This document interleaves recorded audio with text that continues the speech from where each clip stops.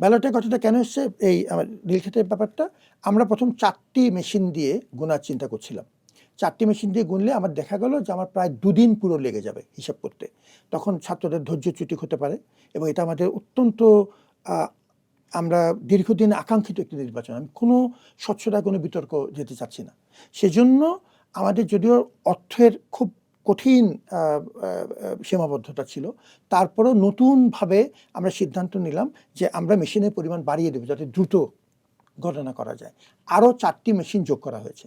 সেই নতুন 4টি মেশিন আনার কারণে একটা প্রেস থেকে আমার পক্ষে তখন ওই কাগজগুলো আর ওই সাপ্লাই দেওয়া কঠিন হয়ে যাচ্ছিল। নতুন মেশিনের জন্য তারা আরেকটা প্রেসে গিয়েছে। এই তথ্যটা আমি জানতে পেরেছি তার পরের দিন। এজন্য এই গ্যাপটা হয়েছে রাত্রেবেলা। কিন্তু ওটার সাথে ওই নতুন করে তারা নীলক্ষেতে নতুন 4টা মেশিনের জন্য কিছু ডকুমেন্ট, কিছু ব্যালট ছাপানো হয়েছিল, যেগুলো এনে মূল ব্যালটের সাথে আবার পরে যোগ করা হয়েছে।